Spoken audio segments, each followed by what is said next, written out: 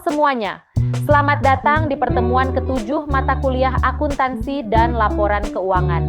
Hari ini kita tidak hanya akan bicara soal teori, tapi langsung masuk ke kasus praktis penyusunan laporan keuangan. Bayangkan sebuah perusahaan sedang diambang penutupan periode akuntansi. Tugas kita adalah mengubah ribuan transaksi mentah menjadi informasi yang bermakna. Kita akan memulainya dari pembersihan data di neraca saldo, melakukan jurnal penyesuaian yang krusial, hingga menyusun laporan laba rugi dan posisi keuangan yang akurat. Mengapa ini penting? Karena laporan keuangan adalah bahasa bisnis.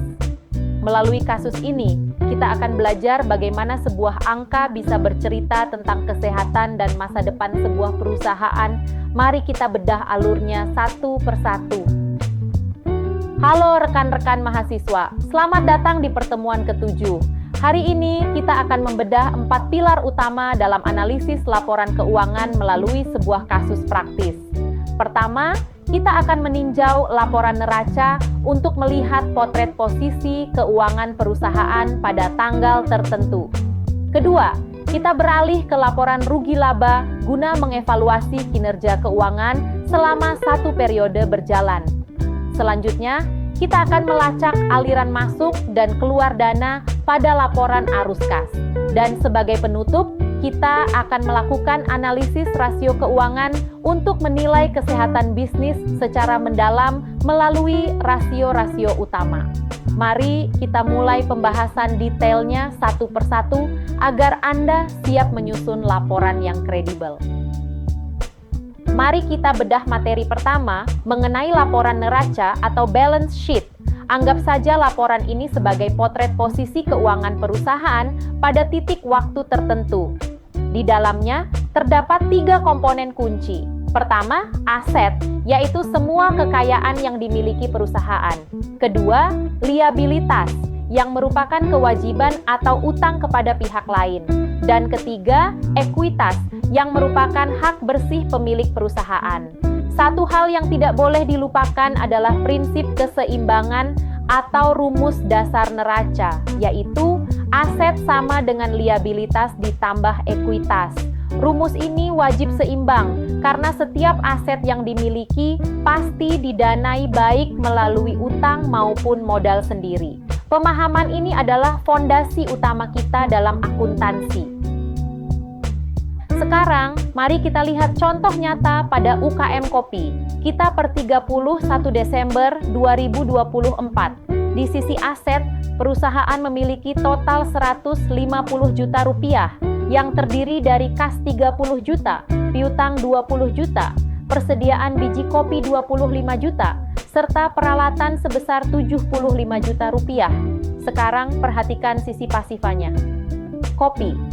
Kita memiliki total liabilitas sebesar 55 juta rupiah yang berasal dari utang bank dan utang usaha.